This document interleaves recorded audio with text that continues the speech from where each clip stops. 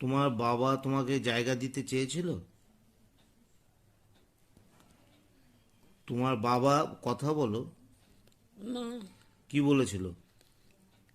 বলেছিল ছেলে পেলে অন্যখানে রাখে, হ্যাঁ। তুই একা এসে থাক। তুই একা এসে থাক।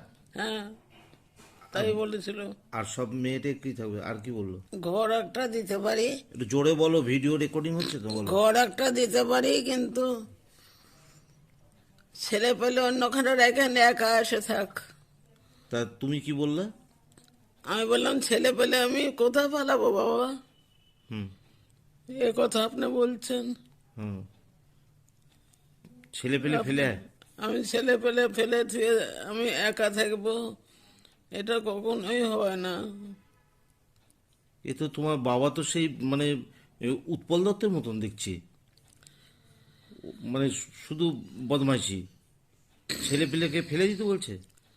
অন্যখানে রেখে তুই একা থাকলে থাক। তাই বলছে?